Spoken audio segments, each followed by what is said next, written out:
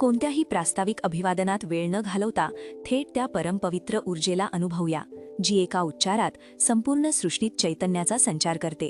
तुमच्या मनात कधी असा विचार आलाय का की ज्योतिबाच्या नावानं चांगलं भलं ही केवळ एक घोषणा नाही, तर ती एक दिव्य ऊर्जा आहे, एक महामंत्र आहे. महाराष्ट्राच्या कणखर भूमीत कोल्हापूरच्या जवळ असणाऱ्या वाडी रत्नागिरीच्या उंच शिखरावर, जिथे दख्खनचा राजा श्री ज्योतिबा महाराज विराजमान आहेत, तिथे बहुचरावर प्रत्येक भक्ताच्या मुखातून उत्स्फूर्तपणे बाहेर पडणारी ही प्रार्थना, हे उद्गार म्हणजे केवळ शब्दांचा खेळ नाही, तर ते एक गहन आध्यात्मिक सत्य आहे, जे तुमच्या जीवनात, तुमच्या कुटुंबात आणि संपूर्ण समाजात चांगलं भलं घडवण्याची अथांग शक्ती धारण करते. चला, आज या गूढ आणि पवित्र प्रवासाला सुरुवात करूया. कर्पूर गौरम करुणावतारम संसारसारम भुजगेंद्रहारम सदा वसंतम हृदयारविंदे भवम भवानी सहितम नमामि. जे कर्पूर गौर आहेत, करुणाचे अवतार आहेत, संसाराचे सार आहेत आणि ज्यांच्या गळ्यात सर्पांचा हार आहे, असे भगवान शिव आणि पार्वतीसह ते सदैव माझ्या हृदयात वास करत. श्री ज्योतिबा महाराज हे असेच करुणा आणि कल्याणकारी स्वरूप आहेत, जे साक्षात या श्लोकात वर्णित शिवाचेच एक तेजस्वी रूप आहेत. हे समजून घेणं अत्यंत महत्त्वाचं आहे की ज्योतिबा हे केवळ एक दैवत नाही, तर ते साक्षात परमकल्याणकारी शिवाचं प्रकट रूप आहेत, जे आपल्याला प्रत्येक संकटातून मार्ग दाखवतात. ज्योतिबा हे केवळ एक स्थानिक दैवत नाहीत, तर ते अखिल ब्रह्मांडाचे सृष्टी, स्थिती आणि लय या तिन्ही कार्यांचे अधिपती आहेत. प्राचीन पुराणांमध्ये त्यांचा उल्लेख भगवान शंकरांचा एक अंश म्हणजेच केदारलिंग किंवा केदारनाथ असा आढळतो. परंतु त्यांचे स्वरूप याहीपेक्षा व्यापक आहे. ते साक्षात त्रिमूर्तींचा, ब्रह्मा, विष्णू आणि महेश यांचा, तसेच आदिशक्ती महाकालीचाही एक तेजस्वी अंश मानले जातात. याचा अर्थ काय? याचा अर्थ असा की त्यांच्या ठायी सृष्टी निर्माण करण्याची ब्रह्मदेवाची, तिचे पालन करण्याची भगवान विष्णूची आणि वाईट शक्तींचा संहार करण्याची महेशाची शक्ती एकवटली आहे. सोबतच महाकालीच्या संहारक आणि रक्षक शक्तीचाही ते एक भाग आहेत. हेच त्यांच्या असीम सामर्थ्याचे आणि व्यापकतेचे रहस्य आहे. या ज्ञानाने तुमचं मन शांत होतं, कारण तुम्हाला कळतं की तुम्ही किती शक्तिशाली दैवताला शरण जात आहात. फार वर्षांपूर्वी जेव्हा या पृथ्वीतलावर महिषासूर, रत्नासूर यांसारख्या क्रूर राक्षसांनी थैमान घातले होते, साधू संतांना, मानवांना त्रस्त करून सोडले होते, तेव्हा कोल्हापूरची आदिशक्ती अंबाबाई महालक्ष्मी स्वतः या राक्षसांशी प्रखर युद्ध करत होत्या. त्याचवेळी देवीच्या मदतीसाठी, धर्म आणि नीतीची पुनर्स्थापना करण्यासाठी भगवान शंकरांनी कैलास पर्वतावरून ज्योतिर्लिंगाच्या रूपात वाडी रत्नागिरीच्या या पावनभूमीवर अवतार घेतला. तेच आपले श्री ज्योतिबा महाराज.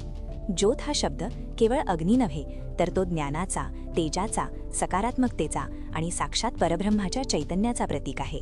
त्यांनी आपल्या असीम शक्तीने या राक्षसांचा संहार केला आणि पृथ्वीवर पुन्हा धर्म आणि शांतता प्रस्थापित केली. म्हणूनच ज्योतिबा हे केवळ दैवत नाहीत, तर ते धर्मरक्षक आणि लोककल्याणकारी शक्तीचे प्रतीक आहेत. हा इतिहास आपल्याला दाखवतो की जेव्हा अधर्म वाढतो, तेव्हा परमेश्वर स्वतः अवतार घेऊन रक्षण करतो.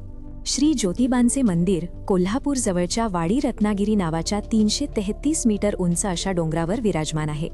या डोंगराला पूर्वी वैतागवाडी असे म्हटले जायचे, परंतु वाडी रत्नागिरी हे नाव कसे पडले, यामागे 2 अत्यंत रोमांचक कथा आहेत, ज्या त्यांच्या चमत्काराची साक्ष देतात. या कथा केवळ मनोरंजक नाहीत, तर त्या भक्तीची, श्रद्धेची आणि देवाच्या कृपेची महती सांगतात. प्रत्येक डोंगरामागे एक रहस्य दडलेलं असतं आणि हे रहस्य तुमच्यासाठी खूप काही शिकवणारं आहे. संत सावतामाळी, ज्यांच्या भक्तीने पंघरीचा पांडुरंगही त्यांच्या भेटीला येत असे, ते एकदा आपल्या पत्नीसह ज्योतिबांच्या दर्शनाला आले. दर्शनाच्या श्रमाने आणि पायपिटीने त्यांच्या पत्नीला तीव्र भूक लागली. त्यांच्याकडे काहीच नव्हते. पत्नीने जेव्हा वैतागून पतीकडे आरडाओरड केली, तेव्हा सावतामाळी म्हणाले, हे शंकराचे निवासस्थान आहे. या डोंगरावर सर्व रत्ने आहेत, तुला जे हवे ते घे. पण पत्नीला कुठे काही रत्ने दिसेनात. शेवटी वैतागून तिने डोंगरावरील साधे खडे गोळा केले आणि संत सावतामाळींसमोर रागाने फेकले. पांडुरंगाचे निस्सीम भक्त असलेल्या सावतामाळींसमोर त्यांच्या निस्सीम भक्तीमुळे श्री ज्योतिबांनी, जे पांडुरंगाचेच हरहर रूप आहेत, मोठा चमत्कार केला. ते साधे दगडाचे खडे पाहता क्षणी हिरे, माणिक, मोत्यांमध्ये रूपांतरित झाले. अशा प्रकारे रत्ने मिळाल्याने या डोंगराला वाडी रत्नागिरी हे नाव पडले. ही कथा केवळ एक चमत्कार नाही, तर हे भक्ताच्या निस्सीम श्रद्धेचे आणि देवाच्या अथांग कृपेचे प्रतीक आहे. तुमच्याही जीवनात अशी श्रद्धा असेल तर अशक्य वाटणाऱ्या गोष्टी शक्य होतात. रत्नासूर नावाचा एक महाकाली भक्त राक्षस होता, ज्याला मोहिनी विद्येचे पूर्ण ज्ञान होते. अहंकाराने ग्रासलेल्या या रत्नासुराला संपूर्ण सृष्टीला राज्य करायचे होते आणि प्रत्येकाने आपलीच भक्ती करावी अशी त्याची इच्छा होती. त्याने देवांनाही युद्धाचे आव्हान दिले. देवही त्याला घाबरू लागले. तेव्हा ब्रह्मदेव, विष्णू आणि महेश या तिन्ही देवांची शक्ती एकत्र होऊन श्री ज्योतिबांच्या रूपात प्रकट झाली आणि त्यांनी रत्नासुराचे आव्हान स्वीकारले. आषाढ अमावस्येच्या दिवशी सुरू झालेले ते भयंकर युद्ध 7 दिवस चालले. मोहिनी विद्येमुळे आणि ज्योतिबांच्या अमृत कलशातून पडणाऱ्या थेंबांमुळे रत्नासूर पुन्हा पुन्हा जिवंत होत होता. हे पाहून आदिशक्ती अंबामाता चरपटांबे धावून आली आणि तिने रत्नासुराचे रक्तप्राशन करण्यास सुरुवात केली. अखेर श्रावण शुद्ध षष्ठीला रत्नासूर भूमीवर कोसळला आणि त्याचा मृत्यू झाला. मरण्यापूर्वी रत्नासुराने ज्योतिबा महाराजांना विनंती केली की त्याचे नाव या ठिकाणी कायम राहावे. भगवंतांनी त्याची ही अंतिम इच्छा मान्य केली आणि तेव्हापासून या डोंगराला वाडी रत्नागिरी असे नाव पडले. हा केवळ एका राक्षसाचा वध नाही, तर हा धर्माचा अधर्मावर विजय होता, ज्याने पृथ्वीला भयमुक्त केले. हा विजय तुम्हालाही जीवनातील प्रत्येक अडथळ्यावर विजय मिळवण्याची प्रेरणा देतो. ज्योतिबांच्या मंदिरातील निळसर पाषाणाची 4 हात असलेली 3 फूट उंचीची मूर्ती अतिशय सुंदर आणि तेजोमय आहे. या मूर्तीला 1932, 1985 आणि 2006 मध्ये वज्रलेप करण्यात आला आहे. वज्रलेप म्हणजे केवळ एक लेप नव्हे, तर तो मूर्तीचे संरक्षण करणारा, तिची ऊर्जा टिकवून ठेवणारा आणि तिची पवित्रता वाढवणारा एक प्राचीन तांत्रिक विधी आहे. आणि या मूर्तीचे आणखी एक रहस्य म्हणजे ती दक्षिणाभिमुख. महाराष्ट्रात अनेक मंदिरे आहेत, पण बहुसंख्य मूर्ती पूर्वेकडे किंवा उत्तरेकडे तोंड करून असतात. ज्योतिबांची मूर्ती दक्षिणेकडे का? कारण रत्नासुराचा वध केल्यानंतर अंबाबाईच्या मनातली भीती नाहीशी झाली. तेव्हा अंबाबाईने ज्योतिबांना विनंती केली, देवा, तुमची दृष्टी सदैव माझ्यावर राहो. ज्योतिबांनी तिची विनंती मान्य केली आणि आपले मुख अंबाबाईच्या दिशेने वळवले. आजही त्यांची दृष्टी आई अंबाबाईवर आहे. ही केवळ एक कथा नाही 2 शक्तींमधील अथांग प्रेमाचे, विश्वासाचे आणि रक्षणाच्या वचनाचे प्रतीक आहे. दक्षिण दिशा जरी यमाची मानली जात असली, तरी येथे ज्योतिबांची दक्षिणाभिमुख मूर्ती आपल्या भक्तांना यमयातनांपासून मुक्त करून दीर्घायुष्य आणि अभय प्रदान करणारी ठरते. ही अनोखी रचना तुम्हाला त्यांच्या विशेष शक्तीची जाणीव करून देते. श्री ज्योतिबांनी रत्नासुराचा वध केल्यानंतरही त्याला साथ देणारे अनेक राक्षस पळून गेले होते. पृथ्वीला भयमुक्त करण्यासाठी ज्योतिबा महाराजांनी त्यांचा पाठलाग केला आणि एका राक्षसाचा वध केला. विशेष म्हणजे ज्या ठिकाणी जो राक्षस मारला गेला त्या गावाचे नाव आजही त्या राक्षसाच्या नावावरून ओळखले जाते. दानासूर मारला गेला तिथे दानोळी, कोथळासूर मारला तिथे कोथळी, केशी नावाचा राक्षस मारला तिथे केसापूर, कुंभा राक्षस मारला तिथे कुंभोस, महिषासुराला मारले तिथे आजही मसाई पठार आहे. देवलोक राक्षसाला मारले त्या गावाला दिवाळी म्हणतात. रत्नासुराचा मंडप कोसळला तिथे मनपाडळे, रत्नासुराचा टोप पडला तिथे टोपव.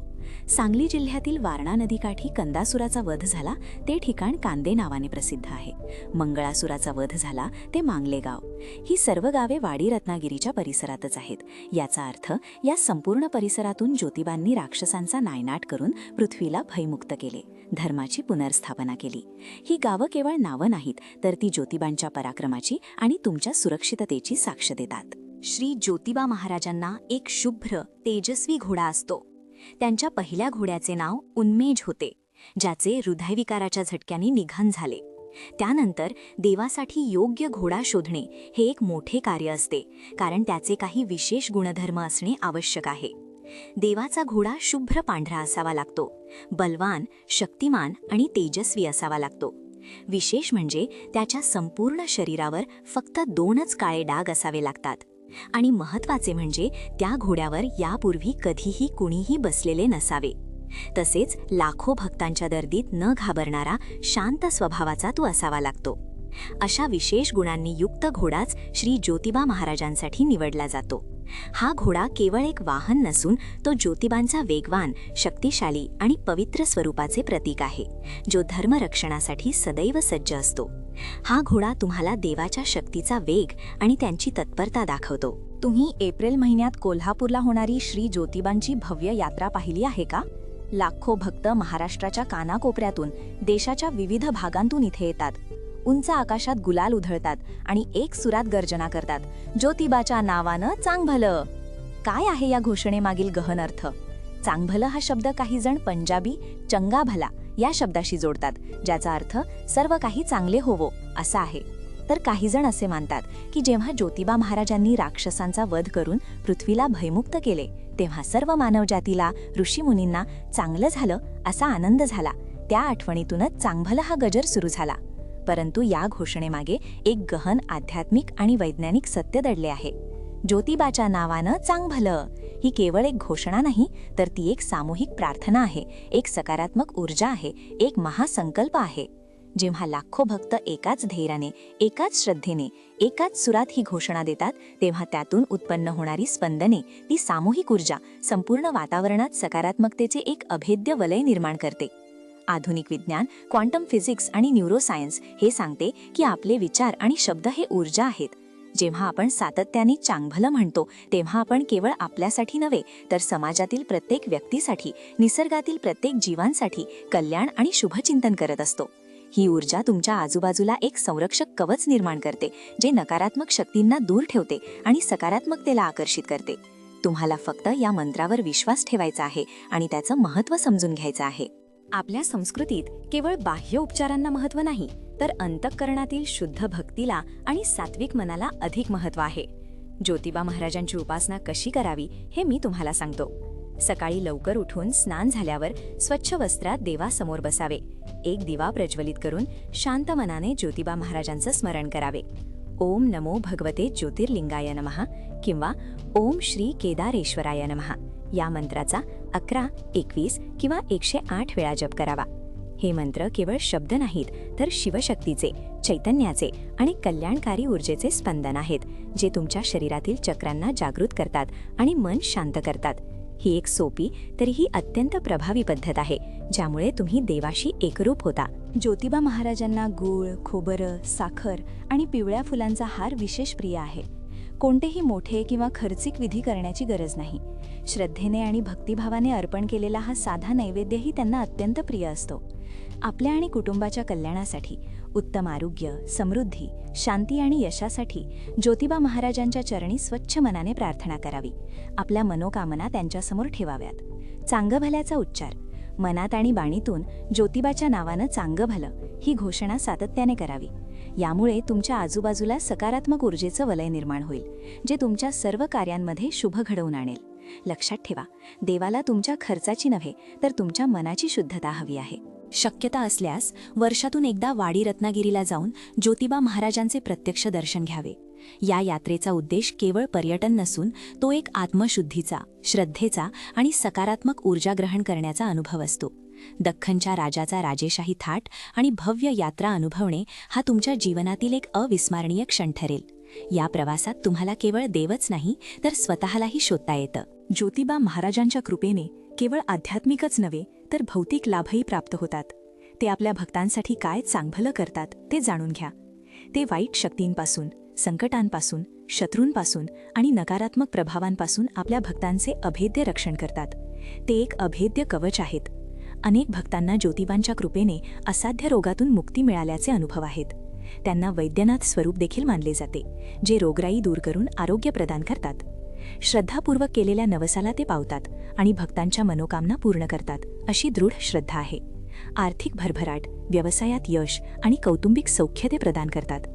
जीवनातील आव्हानांना न डगमगता धैर्याने आणि शौर्याने सामोरे जाण्याची प्रेरणा ते आपल्याला देतात. ते आपल्याला आंतरिक शक्ती प्रदान करतात. अधर्माचा नाश करून धर्म आणि नीतीची पुनर्स्थापना करणारे ते महान दैवत आहेत. त्यांच्या उपासनेने समाजात सदाचार आणि नैतिकता वाढते. ज्योतिबांच्या यात्रेमध्ये कोणताही जात, धर्म, पंथ भेद पाळला जात नाही. मुस्लिम, जैन आणि सर्व जाती धर्माचे लोक एकत्र येऊन मोठ्या उत्साहात ही यात्रा साजरी करतात. हे त्यांच्या समरसतावादी स्वरूपाचे प्रतीक आहे आणि आपल्यालाही समानता व प्रेमाचा संदेश देते.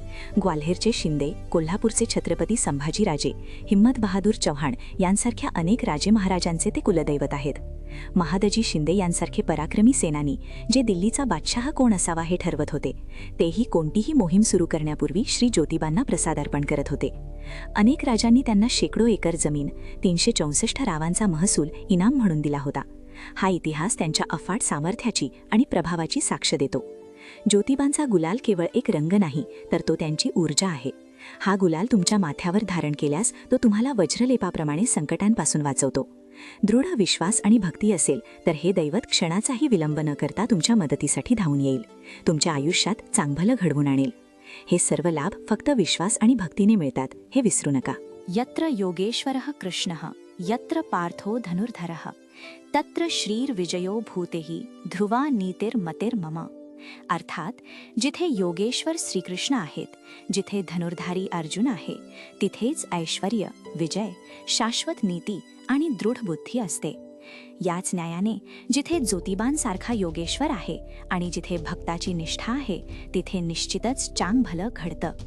बंधूंनो आणि भगिनींनो, श्री ज्योतिबा महाराज हे केवळ एक दगडी मूर्ती नाहीत, तर ते एक चैतन्यमय ऊर्जा आहेत, एक जिवंत प्रेरणा आहेत.